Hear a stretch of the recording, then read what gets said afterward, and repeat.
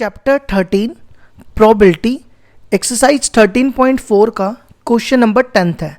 एक चीज़ बता दूं, क्वेश्चन नंबर 10 पढ़ने से पहले ये तभी समझ आएगा जब आपने इसका पहला पार्ट देखा होगा। अगर आप डायरेक्टली क्वेश्चन नंबर 10 से पढ़ना शुरू करोगे तो आपको बिल्कुल भी समझ नहीं आने वाला। तो अब क्वेश्चन नंबर 10 पढ़ते हैं। फाइंड द मीन, क्या निकालना है? Mean number of heads in 3 tosses of a fair coin. हमें निकालना है मीन। तो हम क्या करेंगे, जैसे हमने फर्स्ट क्वेश्चन से लेकर 9 तक हमने प्रोबेबिलिटी डिस्ट्रीब्यूशन निकाला था ना, तो सबसे पहले हम इसमें प्रोबेबिलिटी डिस्ट्रीब्यूशन टेबल बनाएंगे, ठीक है। फिर उससे हम मीन निकालेंगे। अब एक चीज़ बताओ, कितने कॉइन है यहाँ पे? 3 है ना, मतलब एक कॉइन को 3 बार टॉस करना है। तो जब हम 3 बार टॉस करेंगे तो हेड कितनी बार आ सकता है? या जब 3 बार टॉस किया, या तो तीनों हेड आ जाएंगे, या 2 हेड आएगा, या 1 हेड आएगा, या कोई भी हेड नहीं आएगा, ठीक है। तो इसलिए बोल रहा हूं पहला वाला पार्ट देख लेना, वरना ये कुछ भी समझ नहीं आने वाला। Let x denotes the number of head when 3 coins are toss. तो 3 कॉइन में हेड कितनी बार आ सकता है? या तो 3 बार आएगा, या तो 2 बार आएगा, या 1 बार, या नहीं आएगा, या 0। तो therefore possible values of x are, वो क्या हो जाएगा? 0 1 2 3, ठीक है। फिर हम क्या करते थे, इसके बाद सक्सेस निकालते थे। सक्सेस किसकी निकालनी है? जिसकी प्रोबेबिलिटी निकालनी है। किसकी प्रोबेबिलिटी निकालनी है? हेड की। तो गेटिंग अ हेड इन कितने कॉइन के लिए बोला मैंने सक्सेस? याद रखो सक्सेस चाहे यहां पे 3 कॉइन है ना, लेकिन आपको सक्सेस हमेशा 1 कॉइन के लिए निकालनी है, इन 1 कॉइन, ठीक है। याद रखना सक्सेस हमेशा 1 कॉइन के लिए। तो 1 कॉइन में हेड कितनी बार आता है? 1 बार, और टोटल उसमें होते हैं फेसिस 2। अब हम निकालेंगे प्रोबेबिलिटी फेलियर की। तो यहाँ पे फेलियर का फॉर्मूला होता है 1 माइनस प्रोबेबिलिटी ऑफ एस। तो प्रोबेबिलिटी ऑफ एस है 1/2, तो 1 में से 1/2 गया 1/2, ठीक है। अब हम अगला स्टेप क्या करेंगे? 0 की प्रोबेबिलिटी निकालेंगे, 1 की, 2 की, फिर 3 की। तो सबसे पहले 0 की। 0 का मतलब हुआ कि तीनों बार हेड नहीं आया, मतलब तीनों बार फेलियर आया। फेलियर मीन्स तीनों बार टेल आया, ठीक है। 3 कॉइन थे ना। अब प्रोबेबिलिटी ऑफ फेलियर वो है 1/2, तो ये हो जाएगा 3 बार है, 1/2 इंटू 1/2 इंटू 1/2, ये हो जाएगा 1/8। फिर आ जाओ x equal to 1। x equal to 1 का मतलब हुआ कि एक बार हेड आया और बाकी दोनों बार टेल आया, तो 1 सक्सेस मिली और 2 फेलियर, ठीक है। इसको हम ऐसा भी लिख सकते हैं, फेलियर सक्सेस फेलियर, या फेलियर फेलियर सक्सेस, ठीक है। अब इसकी वैल्यू डालो। प्रोबेबिलिटी ऑफ एस की वैल्यू 1/2 और प्रोबेबिलिटी ऑफ एफ की वैल्यू भी 1/2, तो ये हो जाएगा 1/2 इंटू 1/2 इंटू 1/2। 3 बार है ना, इसलिए आया। अब इधर भी फेलियर की वैल्यू 1/2 ये आ जाएगा, और इधर भी 1/2 इंटू 1/2 इंटू 1/2, तो ये हो जाएगा 3/8, ठीक है। अब हम निकालेंगे 2 पे, फिर 3 पे, और याद रखना हमें मीन निकालना है। तो मीन निकालने के लिए हमें प्रोबेबिलिटी डिस्ट्रीब्यूशन बनाना पड़ता है। x इक्वल टू 2 का मतलब है दोनों बार सक्सेस आई, मतलब 2 टेल आए और 2 हेड आए और 1 टेल। तो इसको रीअरेंज करो, ऐसा भी हो सकता है या ऐसा भी हो सकता है, ठीक है। तो probability of success 1/2, probability of s फिर से 1/2, और फेलियर की प्रोबेबिलिटी 1/2। फिर यहाँ पे भी 1/2 1/2, यहाँ पे भी सेम, तो ये भी हो जाएगा 3/8। अब निकालो x इक्वल टू 3 पे। x इक्वल टू 3 का मतलब हुआ कि तीनों बार हेड आया, मतलब तीनों सक्सेस आई, तो सक्सेस की प्रोबेबिलिटी है 1/2।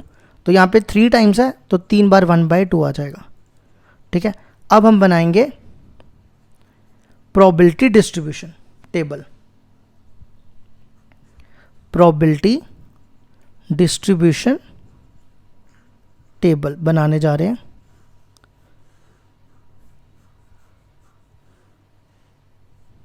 तो यहां लिखो x इक्वल टू एक्स, और यहां लिखो probability of x equal to x. अब x की वैल्यू क्या आई थी? 0 1 2 3। 0 पे देखो प्रोबेबिलिटी कितनी थी?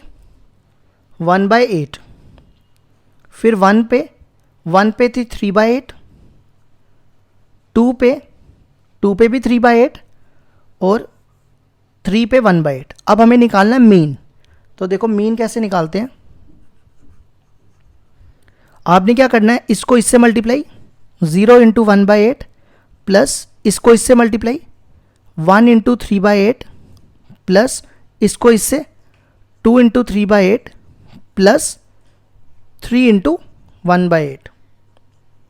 ठीक है, तो ये पहला तो 0 हो जाएगा, 3/8, 6/8 और 3/8। ठीक है, इनका एलसीएम देखो तीनों का सेम, तो 6 प्लस 3 9, 9 प्लस 3 18, नहीं 12, तो ये 4 के टेबल से कटेगा 2 3, तो ये आ गया 3/2। 3 को 2 से डिवाइड करोगे तो 1.5 आता है। तो ये हो गया हमारा क्वेश्चन नंबर 10 कंप्लीट।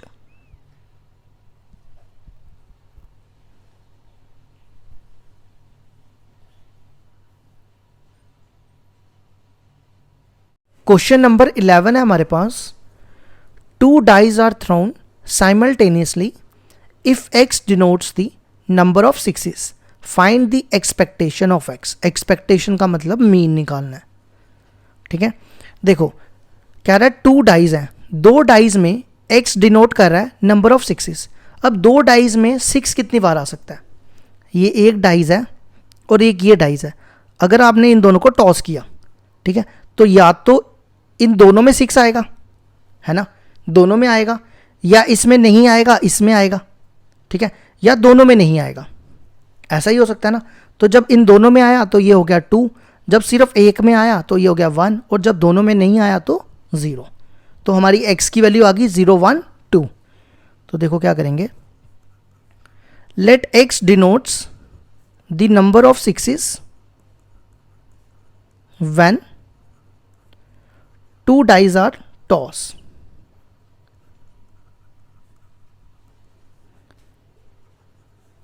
टॉस या थ्रोन कुछ भी लिख सकते हो। तो पॉसिबल वैल्यूज ऑफ x क्या होगी,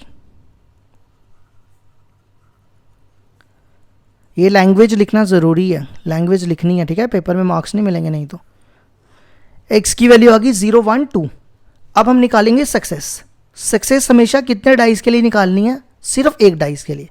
अब यहाँ पे सक्सेस होगी 6, तो देखो यहाँ पे क्या लिख रहा हूँ मैं, गेटिंग अ 6 इन 1 डाई। हमेशा याद रखो सक्सेस हमेशा एक डाई के लिए, या एक कॉइन कुछ भी हो। तो एक डाई में कितनी बार 6 आता है, एक बार, और टोटल फेसिस होते हैं उसके 6। अब फेलियर कैसे निकालते हैं, 1 माइनस प्रोबेबिलिटी ऑफ s, तो वो हो जाएगा प्रोबेबिलिटी ऑफ s 1/6। तो एलसीएम लोगे, ये आ जाएगा 6 में से 1 गए 5/6। अब निकालो 0 पे। 0 का क्या मतलब हुआ था कि दोनों में 6 नहीं आया, मतलब दोनों मिली हमें फेलियर। तो पी एफ की वैल्यू यहाँ पे है 5/6। अब यहाँ पे 2 बार f है, तो 2 बार आएगा 5/6 इंटू 5/6, वो गया 25/36। ठीक है, अब हम निकालेंगे 1 पे। 1 का मतलब हो गया कि एक में सक्सेस आई और एक में फेलियर, या एक में फेलियर आई दूसरे में सक्सेस।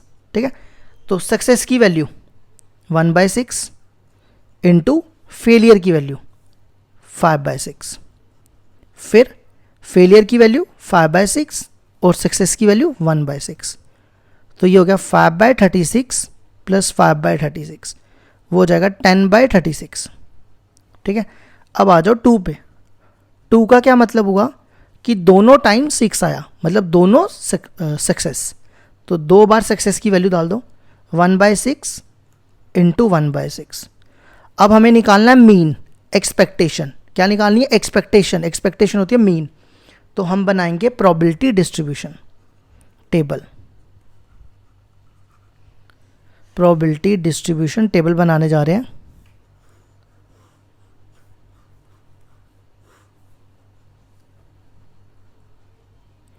यहाँ लिखो 0 1 2। 0 की प्रोबेबिलिटी 25/36, 1 की 10/36 और 2 की 1/36। अब हमें निकालना है एक्सपेक्टेशन। एक्सपेक्टेशन ऑफ एक्स, जिसको हम ई एक्स से डिनोट करते हैं। कैसे निकालना है? 0 इंटू 25/36, 1 इंटू 10/36, 2 इंटू 1/36। तो ये हो जाएगा 0, 10/36, 2/36। अब इन दोनों का एलसीएम लो, 10 + 2 12, तो ये कटेगा, आंसर आ जाएगा 1/3। ये हो गया हमारा क्वेश्चन नंबर 11 कंप्लीट।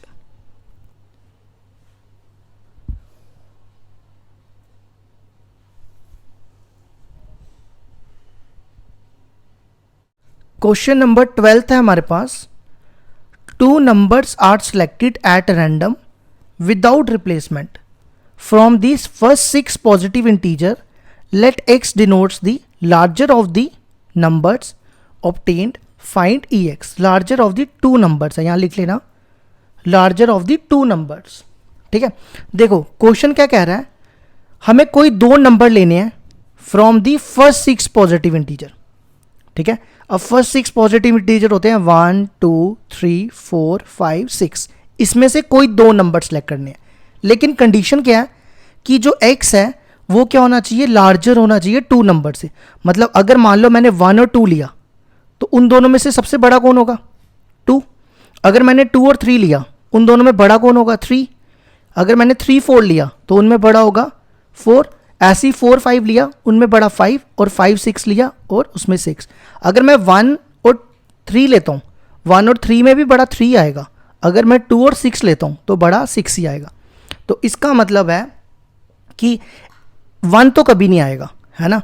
तो x की वैल्यू क्या हो जाएंगी, 2 3 4 5 और 6। तो हम क्या करेंगे, 2 3 4 5 6 की प्रोबेबिलिटी निकालेंगे और हमें निकालना है फाइंड ex। ex मतलब हमें निकालना है मीन। ठीक है, तो देखो कैसे करेंगे। let x denotes the larger of the 2 numbers from the first 6 positive integer।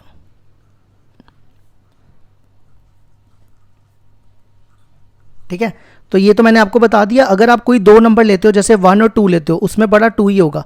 अगर 1 और 3 लेते हो तो भी 3 आएगा। मतलब कोई भी ले लो, ये 2 3 4 5 6 सारे आ जाएंगे पर 1 नहीं आएगा। ठीक है, तो therefore possible values of x are, एक आएगा 2 3 4 5 और 6। अब हम क्या करेंगे, 2 की प्रोबेबिलिटी निकालेंगे पहले। अब देखो 2 का क्या मतलब हुआ, 2 का मतलब हुआ कि जब आपने नंबर क्या लिया 1 2, है ना, या 2 1, यही हो सकता है ना। या तो आपने नंबर 1 2 लिया, 1 2 में बड़ा 2 होगा और 2 1 में बड़ा 2 ही होगा। अब हम सबसे पहले निकालेंगे 1 की प्रोबेबिलिटी। 1 की प्रोबेबिलिटी क्या हो जाएगी, 1 अपॉन टोटल कितने हैं 6। ठीक है, इनटू अब हम निकालेंगे 2 की। देखो यहाँ पे एक चीज़ लिखी है विदाउट रिप्लेसमेंट। विदाउट रिप्लेसमेंट मतलब अगर आपने एक नंबर निकाल लिया वापिस आप उसको डाल नहीं सकते हो। तो जैसे मैंने 1 निकाल दिया, अब 2 की प्रोबेबिलिटी क्या होगी, 2 एक नंबर है वो हो जाएगा 1, और पीछे नंबर कितने बचेंगे 5, क्योंकि एक नंबर हम निकाल चुके हैं। समझ आई मेरी बात। ठीक है, इसी तरह अब 2 की प्रोबेबिलिटी, अब ये वाला केस भूल जाओ, अब इस वाले केस पे आ जाओ। 2 की प्रोबेबिलिटी क्या होगी, 2 एक नंबर है तो उसकी प्रोबेबिलिटी 1 और टोटल नंबर 6। ठीक है, अब 1 की प्रोबेबिलिटी, अब देखो मैंने 2 तो निकाल दिया है ना, तो 1 कितने नंबर है यहाँ पे 1, और एक नंबर मैं निकाल चुका हूँ तो पीछे रह जाएंगे 5। ठीक है, तो ये हो जाएगा 1/30 प्लस 1/30, वो हो गया 2/30। ठीक है, अब आ जाओ इसके बाद 3 पे। देखो अब 3 कब होगा, अब मेरी बात ध्यान से सुनना। देखो 3 एक, अगर आप 1 और 2 एक केस ये लो, अगर मैं 1 और 3 लेता हूँ तो बड़ा कौन सा नंबर होगा 3। अगर मैं 2 और 3 लेता हूँ तो बड़ा नंबर कौन सा होगा 3।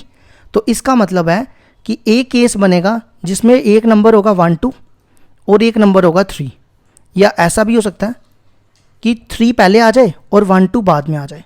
मेरी बात समझ रहे हो?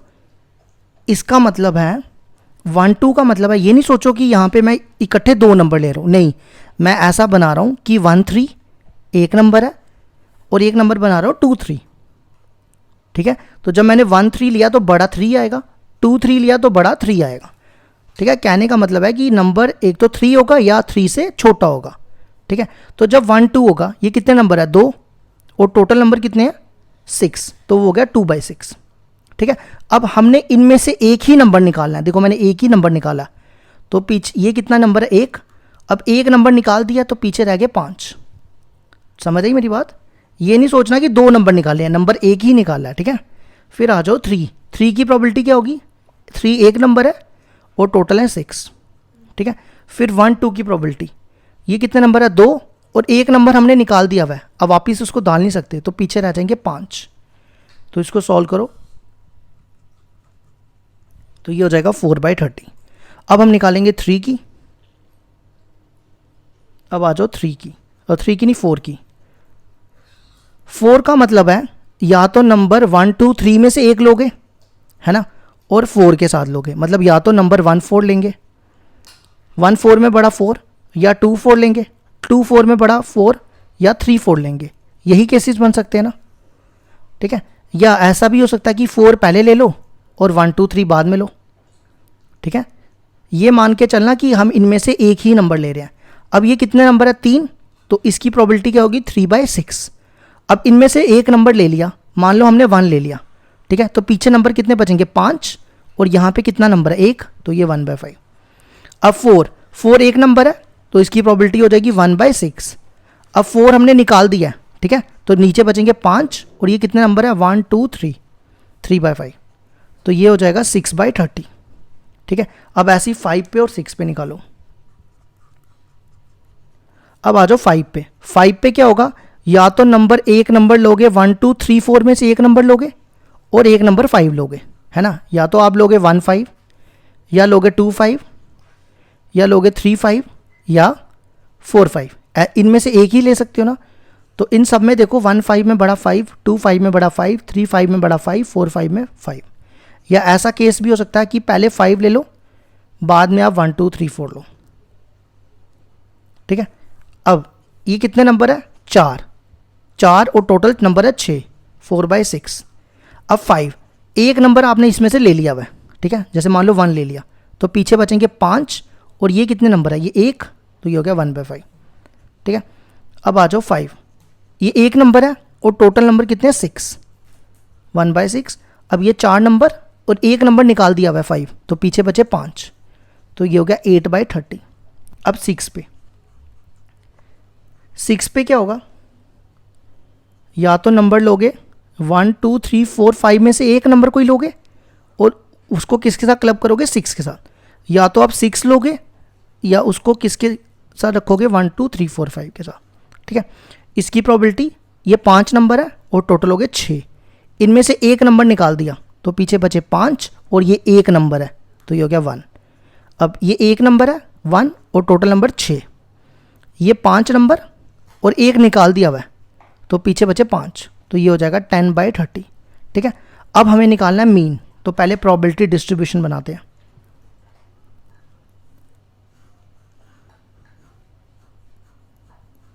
ये मैं प्रोबेबिलिटी डिस्ट्रीब्यूशन टेबल बना रहा हूँ, यहाँ लिख रहा हूँ 2 3 4 5 6। 2 की प्रोबेबिलिटी मैंने अभी निकाली थी ना, सबकी लिख रहा हूँ 2/30, नेक्स्ट 4/30, 6/30, 8/30, 10/30, ठीक है। हमें निकालना है मीन, तो मीन देखो कैसे निकालेंगे, मीन थोड़ा EX निकालना है, EX मीन ही होता है, याद रखना, EX होता है एक्सपेक्टेशन, EX को मीन ही कहते हैं। तो 2 × 2/30, 3 × 4/30, प्लस 4 × 6/30, प्लस 5 × 8/30, प्लस 6 × 10/30। तो इनको मल्टीप्लाई करो, देखो मैं डायरेक्ट लिख रहा हूँ, सबका एलसीएम 30 आ जाएगा, देखो सबके नीचे 30 है, ये बनेगा 4, 3 4 = 12, 6 4 = 24, 5 8 = 40, प्लस 60, ठीक है।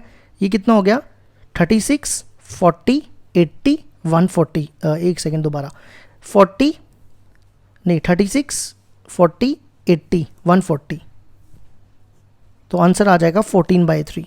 ये हो गया हमारा question number 12 complete.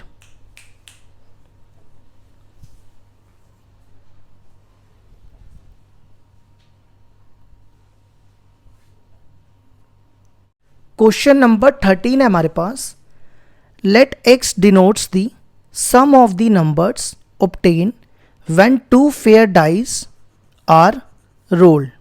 Find the variance and the standard deviation of x. देखो क्वेश्चन कहता है कि दो डाइज हैं, उनका आपको क्या लेना है, सम। क्या लेना है, सम। ठीक है, उसके बाद क्या करना है, उसका वेरिएंस और स्टैंडर्ड डेविएशन निकालना है। तो वेरिएंस और स्टैंडर्ड डेविएशन निकालने के लिए आपको प्रोबेबिलिटी डिस्ट्रीब्यूशन टेबल बनाना पड़ेगा। ठीक है, तो मेरे को इसने ये नहीं बोला कितना सम लेना है ना। तो दो, अब हमें एक चीज़ बताओ, दो डाइस का सम मिनिमम कितना होता है? दो डाइस का सम मिनिमम होता है 2 और मैक्सिमम 12, है ना, यही होता है ना। दो डाइस का मिनिमम सम 2 होता है और मैक्सिमम 12। तो हम 2 से लेकर 12 तक सारी वैल्यूज़ निकालेंगे और उसका प्रोबेबिलिटी डिस्ट्रीब्यूशन टेबल बनाएंगे। तो यहाँ पे मिनिमम सम होगा 2, 3, 4 से लेकर 12 तक। ठीक है, तो let x denotes the sum of the numbers when two fair dice are rolled. ठीक है, तो देयरफॉर x की वैल्यूज क्या आ जाएंगी, दो डाइस का मिनिमम सम। मिनिमम सम मतलब दो डाइस में जब 1 1 आता है ना, तो कब आता है, इन दोनों का सम करोगे तो आएगा 2। मैक्सिमम मतलब जब 6 6 आता है तो दोनों का सम करोगे 6 + 6 12, ये मतलब है। ठीक है, तो क्या आएगा 2, 3, 4, 5, 6, 7, 8, 9, 10, 11 और 12। ठीक है, अब हम इसका प्रोबेबिलिटी डिस्ट्रीब्यूशन टेबल डायरेक्टली बनाएंगे। आप पेपर में भी डायरेक्टली बनाना, वरना ये बहुत बड़ा क्वेश्चन बन जाएगा। वैसे तो ये क्वेश्चन पेपर में आ नहीं सकता, फिर भी अगर आ जाए तो देखो, इसको लिखो x = x और इसको प्रोबेबिलिटी ऑफ x = x। 2, 3, 4, 5, 6, 7, 8, 9, 10, 11, 12। ठीक है, अब देखो दो डाइस का सम 2 कब आता है? दो डाइस का सम आता है 2 जब 1 1 हो। क्या हो, 1 1। तो ये कितने एलिमेंट है, 1 हो गया। और दो डाइस में टोटल कितने एलिमेंट्स आते हैं? देखो डाइस का फॉर्मूला होता है 6 की पावर n, तो वो होता है 6 की पावर 2, तो कितना आता है 36। देखो मैं आपको फिर भी दोबारा समझा देता हूँ, मतलब मैं ऐसा ले रहा हूँ 1 1, 1 2 अप टू सो 1 6 6, तो ये सब मिला के कितने होते हैं 36। और ये 1 है, फिर ये 2, ये ऐसे अगला, ये 1 पूरा, तो लिख दिया 1/36। ठीक है, अब डाइज में सम 3 कब आता है? डाइज में सम 3 आता है जब आप लेते हो 1 2 और 2 1। तो देखो 1 + 2 3, 2 + 1 3, तो देखो 1 और 2 और टोटल हो गया 36। ठीक है, फिर 4 का सम कब आता है? 4 आता है 1 3 पे, 2 2 पे और 3 1 पे, और किसी पे नहीं आता। तो 1 2 3। ठीक है, ऐसी 5 का। अब सारे निकालने से अच्छा मैं आपको एक आसान सा तरीका बताता हूँ। देखो 1 2 3, अगला 4 होगा, फिर अगला 5, फिर अगला 6। अब 7 मत लिख देना, तो यहाँ से रिवर्स हो जाना है। 6 का रिवर्स 5/36, यहाँ से रिवर्स चल रहे हैं। देखो 3/36, 2/36 और 1/36। ठीक है, अब हमें निकालना है सबसे पहले वेरिएंस। वेरिएंस का फॉर्मूला ना मैं यहाँ लिख के देता हूँ, थोड़ा सा ना यहाँ लिख रहा हूँ। वेरिएंस का फॉर्मूला होता है EX² - EX का होल स्क्वायर। ठीक है, तो सबसे पहले हम EX निकालेंगे। EX होता है मीन। EX क्या होता है? मीन। तो आपने क्या करना है, इन सबको मल्टीप्लाई करना है। ठीक है, तो ये बनेगा 2 × 1/36, 3 × 2/36, फिर 4 × 3/36। अब इतना आप मल्टीप्लाई कर लेना, मैं डायरेक्टली लास्ट लिख रहा हूँ, 12 × 1/36। अब मैंने इसको पहले से कैलकुलेट करके रखा हुआ है, इसका सॉल्व कर लोगे इस पूरे को, इसका आंसर आ जाएगा 7। तो ये निकल गया EX। अब नेक्स्ट निकालेंगे ई एक्स स्क्वायर। ई एक्स स्क्वायर में देखो क्या करना है, इसका स्क्वायर इंटू ये 2 का स्क्वायर इंटू 1/36, अगला 3 का स्क्वायर इंटू 2/36, फिर नेक्स्ट 4 का square into 3/36 plus so on, last लिख रहा हूँ सीधा 12 का स्क्वायर इंटू 1/36। इसको कैलकुलेट कर लेना, इसका डायरेक्टली आंसर मैंने निकाला हुआ है पहले से, ये आता है 54.833। ठीक है, अब ये वैल्यूज इसमें डालो। सबसे पहले ई एक्स स्क्वायर की वैल्यू 54.833 माइनस ई एक्स की वैल्यू, ई एक्स की वैल्यू 7 का स्क्वायर हो गया 49। 54 में से 54.833 में से 49 माइनस करोगे तो आएगा 5.833। ठीक है, नेक्स्ट हमें स्टैंडर्ड डेविएशन भी निकालनी थी। आप क्वेश्चन पढ़ो, उसमें स्टैंडर्ड डेविएशन भी लिखा है। स्टैंडर्ड डेविएशन होता है वेरिएंस का रूट, वेरिएंस का रूट। ठीक है, वेरिएंस देखो क्या निकला 5.833, तो इसको कैलकुलेटर से कैलकुलेट कर लेना, तो ये आ जाएगा 2.415। तो ये हो गया हमारा 13th क्वेश्चन।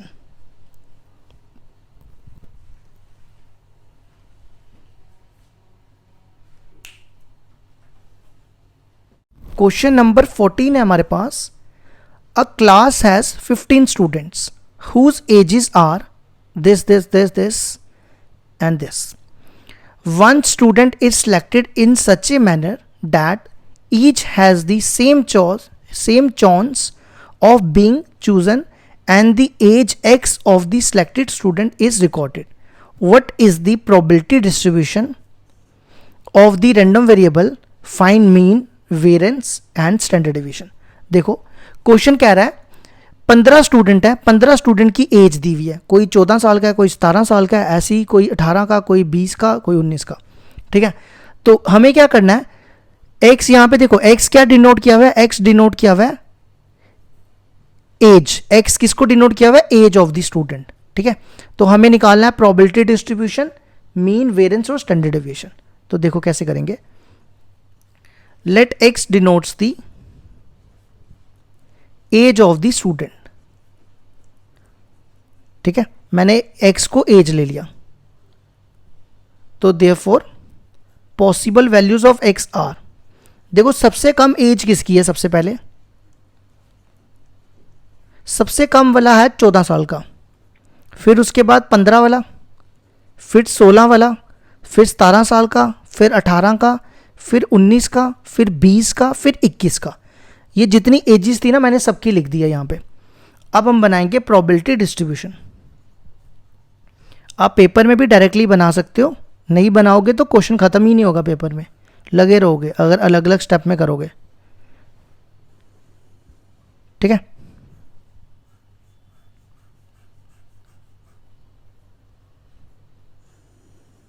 यहां लिखो x इक्वल टू एक्स और यहां लिखो P x equal to x. यहां लिखो 14 वाली एज, 15, ये सारे लिखो 16, 17, 18, 19, 20, 21। ठीक है, अब आ जाओ 14 वाले देखो कितने हैं, 14 वाले 1 2 सिर्फ 2 है, तो टोटल कितने हैं, 15 है, टोटल 15 है, तो ये हो जाएगा 2/15। अब 15 वाले देखो कितने हैं, 15 वाला सिर्फ एक दिख रहा है, सिर्फ ये, और कोई भी नहीं है, ये हो गया 1 और टोटल है 15। 16 वाले देखो कितने हैं, 16 वाला 1 2 और टोटल है 15, तो हो गया 2/15। अब आ जाओ 17 वाले देखो कितने हैं, 1 2 और 3, तो ये हो गया 3/15। अब 18 वाले देखो कितने हैं, सिर्फ 1 है, ये हो गया 1/15। अब 19 वाले देखो कितने हैं, 1 और 2। अब आ जाओ 20 वाले, 1 2 और 3, और लास्ट बचा 15 वाला और 21 वाला। 21 वाला देखो कितने हैं, 21 वाला सिर्फ एक है, तो ये निकल गया प्रोबेबिलिटी डिस्ट्रीब्यूशन। अब नेक्स्ट क्या निकालना है, मीन, वेरिएंस, स्टैंडर्ड डेविएशन। तो सबसे पहले निकालेंगे मीन तो मैंने आपको बताया क्या करना है, इनको मल्टीप्लाई करना है। मीन होता है ई एक्स, तो 14 into 2/15 plus 15 into 1/15 plus 16 into 2/15 plus 17 into 3/15 plus 19 into 2/15 20 into 3/15 और लास्ट 21 इंटू 1/15। आप इसको सॉल्व कर लेना, मैं डायरेक्टली लिख रहा हूँ, मैंने पहले से कैलकुलेट किया हुआ है। ये आता है 263/15। 263 को 15 से डिवाइड करो तो ये आता है 17.53। ये निकल गया हमारा मीन। अब निकालना है वेरिएंस। तो सबसे पहले वेरिएंस का फॉर्मूला लिखते हैं। वेरिएंस का फॉर्मूला होता है EX स्क्वायर माइनस EX का होल स्क्वायर। अब देखो, सबसे पहले EX तो निकाला हुआ है हमने, अब EX स्क्वायर निकालते हैं। वो कैसे निकालना है, आपने इसका स्क्वायर करना है इंटू ये 14 का स्क्वायर इंटू 2/15, नेक्स्ट 15 का स्क्वायर इंटू 1/15, फिर 16 का स्क्वायर इंटू 2/15, ऐसे ही बाकी कर लेना, सो ऑन। लास्ट लिख रहा हूँ 21 का स्क्वायर इंटू 1/15। अब इसको सॉल्व करोगे, ये मैंने पहले से कैलकुलेट करके रखा हुआ है, ये मैंने निकाला हुआ है 4683/15। तो इसको डिवाइड करोगे, ये आएगा 312.2। तो ये आ गया हमारा EX स्क्वायर। अब यहाँ पे वैल्यूज डालो। EX स्क्वायर की वैल्यू 312.2 माइनस 17.53 की वैल्यू, EX की वैल्यू डाल दी मैंने, तो ये बनेगा 312.2 माइनस इसका स्क्वायर करोगे वो आता है 307.4177। इनको माइनस करोगे तो वो आता है 4.7823, जिसको आप अप्रॉक्सीमेटली 4.78 भी लिख सकते हो। ठीक है, अब नेक्स्ट निकालनी है स्टैंडर्ड डेविएशन। स्टैंडर्ड डेविएशन में क्या करना होता है, वेरिएंस का रूट करना होता है। स्टैंडर्ड डेविएशन, वेरिएंस का रूट करना है। वेरिएंस कितना है, वेरिएंस है 4.78। 4.78 का रूट होता है 2.186। ठीक है, इसको अप्रॉक्सीमेटली आप ये भी लिख सकते हो 2.19। ये आ गया हमारा क्वेश्चन नंबर 14 का answer.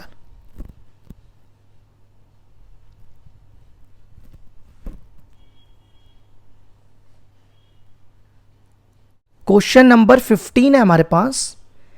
In a meeting 70% of the members favor, 30% oppose a certain proposal.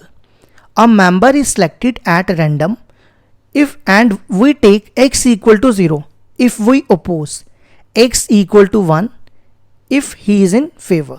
तो देखो, हमें निकालना है फाइंड EX और वेरिएंस। तो काफ़ी सिंपल है ये। देखो, कह रहा है कि 70% मेंबर जो है वो फेवर में है और 30% अपोज कर रहे हैं प्रपोजल को। ठीक है, तो हमें बोलता है कि 0 पे वो अपोज कर रहा है और 1 पे फेवर कर रहा है। हमें निकालना है EX और वेरिएंस। तो सिंपल है, पहले प्रोबेबिलिटी डिस्ट्रीब्यूशन बना लो।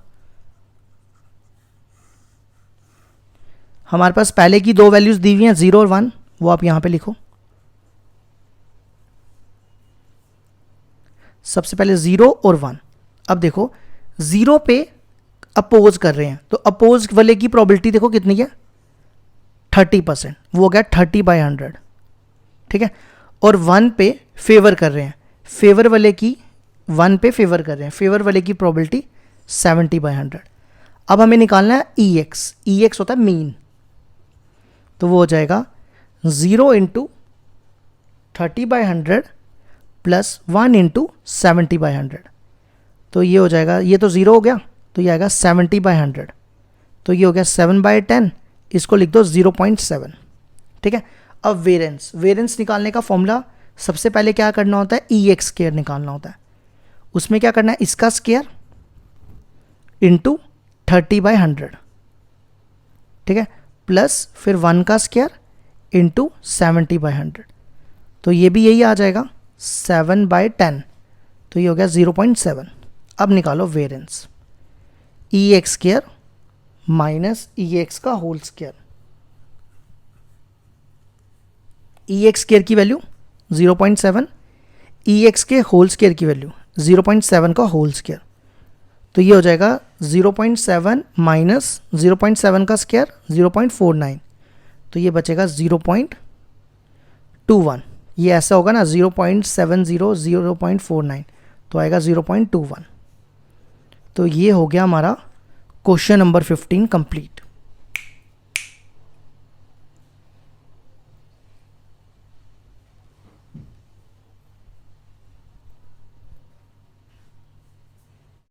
क्वेश्चन नंबर 16 है हमारे पास, the mean of the number obtained on throwing a die having written 1 on 3 faces, 2 on 2 faces and 5 on 1 faces। देखो क्वेश्चन कह रहा है हमें निकालना है मीन, ठीक है।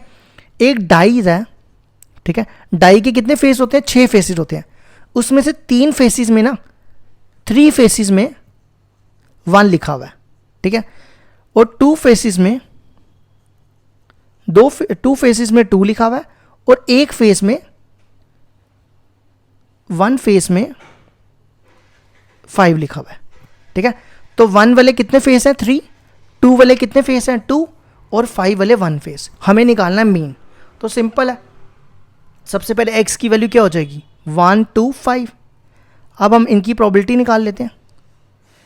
x इक्वल टू 1 की प्रोबेबिलिटी क्या होगी, अब देखो 1 वाले कितने फेस हैं, 3, तो ये हो जाएगा 3, और एक डाइज में कितने फेस होते हैं टोटल, डाइज में होते हैं 6 फेस, तो ये हो जाएगा 3/6। आप गिन भी सकते हो अगर आपको नहीं चला पता, 3 2 5 5 और 1 6, तो ये हो गया 1/2, ठीक है।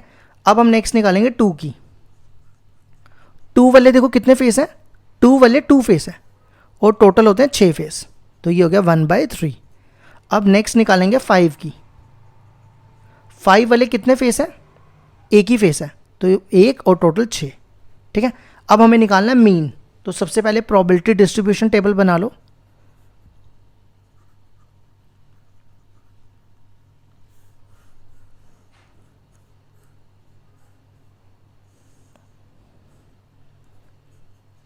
ये हो जाएगा 1 2 5, ठीक है। अब 1 की प्रोबेबिलिटी देखो क्या दी है, 1 पे प्रोबेबिलिटी 1/2, 2 पे प्रोबेबिलिटी 1/3, और 5 पे प्रोबेबिलिटी 1/6। हमें निकालना है mean.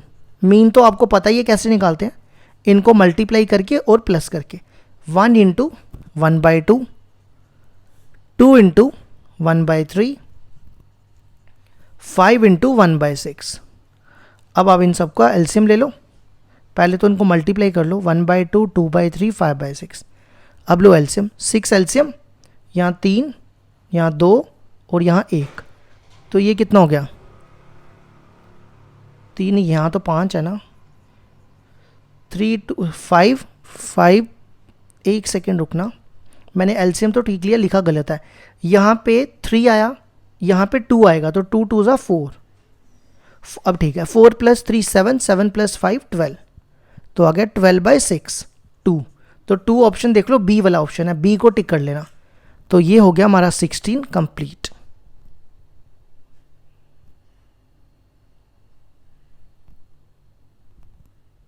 Question number 17, suppose the 2 cards are drawn at random from a deck of cards, let x be the numbers of aces obtain, then the value of ex। देखो क्वेश्चन कह रहा है डेक ऑफ कार्ड्स मतलब 52 cards हैं, 52 cards में से आपको 2 कार्ड सेलेक्ट करने हैं। कितने कार्ड सेलेक्ट करने हैं, 2, ठीक है। तो वो कहता है कि कितनी बार x जो है वो एसिस है। अब देखो अगर आप 2 कार्ड निकालो 52 में से, यहाँ पे x दिया हुआ है बी दी नंबर ऑफ एसिस, या तो वो दोनों एसिस निकलेंगे, या तो एक एसिस निकलेगा, या कोई भी एसिस नहीं निकलेगा। एसिस मतलब जो ए वाला कार्ड होता है, ठीक है। जब आप कोई 2 कार्ड 52 में से निकालोगे बिना देखे, तो या तो वो दोनों आपके पास ए वाले आ जाएंगे, या एक आएगा, या कोई भी नहीं आएगा, यही पॉसिबिलिटी हो सकती है ना। तो हमें निकालना है ex, ex मतलब mean. Let x denotes the number of aces when 2 cards are drawn।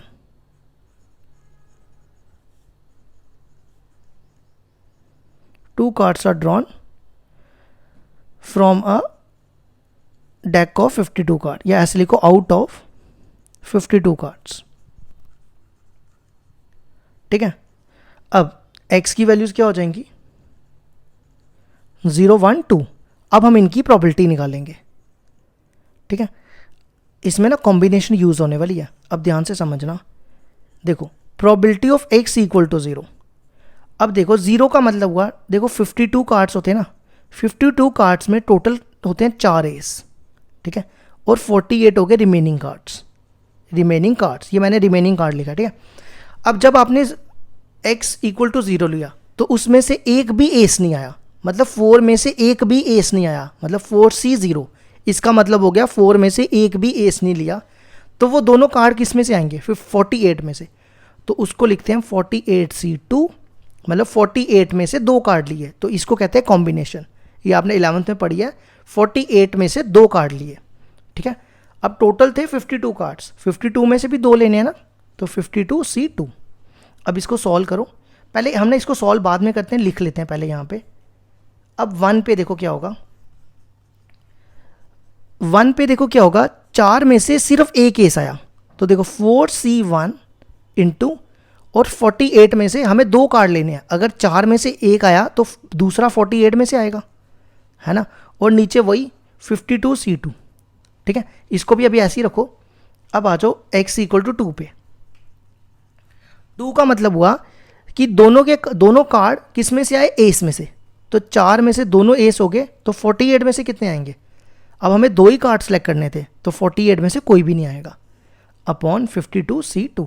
ठीक है, अब इनको देखो कैसे सॉल्व करते हैं, मैं यहाँ लिख देता हूँ फॉर्मूला NCR, ये आपने 11th में पढ़ा है, n factorial n minus r factorial into r factorial.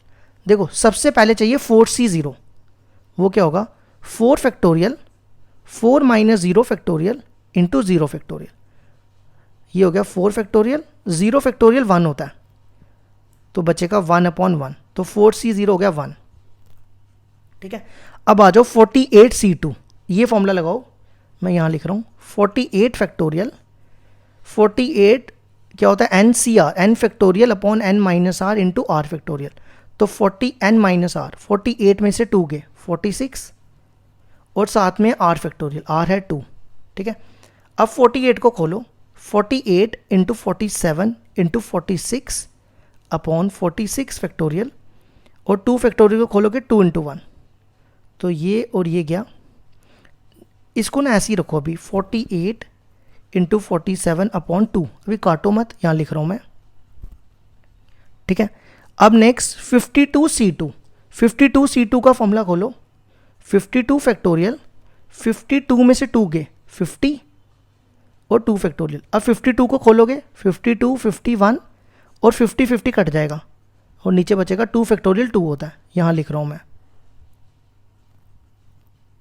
ये 2 गए, अब इसको आप काटो, ये काटते हैं हम किसके टेबल से, 4 के टेबल से नहीं कटेंगे ना, 48, 2 के टेबल से 24 26, फिर 12 13, फिर ये कटेगा, फिर 4 के टेबल से, 3 के टेबल से 4, और ये 17।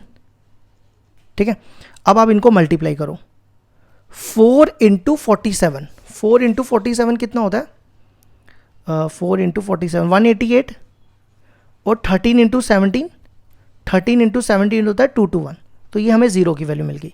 अब इसी तरह यहाँ पे आ जाओ, अब मैं इसको डायरेक्ट खोलूँगा। ठीक है, मैंने फॉर्मूला लिख दिया, अब इससे सारे खोल लेना। अब 4C1 4 होता है, 48C1 48 होता है, 52C2 को मैंने यहाँ खोला था, देखो 52 51 अपॉन 2। ठीक है, अब इसको सॉल्व कर लेना, चलो मैं कर देता हूँ थोड़ा, ये 2 जो है उल्टा करके ऊपर ले आना, ये 2 मान लो ऊपर आ गया, ये 26, ये 2, ये 13, ये 3 के टेबल से 3 1 जा 3, 3 6 जा, और ये 17 से, तो 16 2 जा 32, 17 इंटू ये हो गया 280, 221। ठीक है, अब आ जाओ यहाँ पे, 4C2 होता है 4 3 2 फैक्टोरियल, 48C0 1 होता है, ये होगा 52 51 अपॉन 2 फैक्टोरियल, ये काटो 3 1 जा 17, 4 1 से 13, तो ये हो जाएगा 1 अपॉन 13 इंटू 17 होता है 221। ठीक है, अब बनाओ प्रोबेबिलिटी डिस्ट्रीब्यूशन टेबल और मीन निकालो।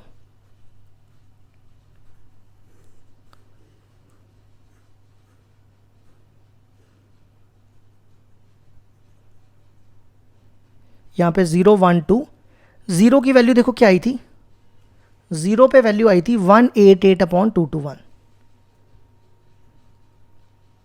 ठीक है। फिर 1 पे आई थी 32 अपॉन 221 और 2 पे 1 अपॉन 221। हमें निकालना है मीन, तो मीन आपको पता है, इसको इससे मल्टीप्लाई, फिर इसको इससे, और फिर इसको इससे, 1 अपॉन 221। ये तो 0 हो गया पहला। दूसरा 32 अपॉन 221, 2 अपॉन 221, तो एलसीएम लोगे 34 अपॉन 221, ठीक है। इसको ना आप किसके टेबल से काटोगे, 17 के टेबल से काटो। 17 2 ज़ा 34 और 17 13 ज़ा, तो आंसर आएगा 2/13। अब ऑप्शन देख लो कौन सा ऑप्शन है, डी ऑप्शन है, ठीक है, डी को टिक कर लेना। तो ये हो गया हमारा चैप्टर की 13.4 कंप्लीट।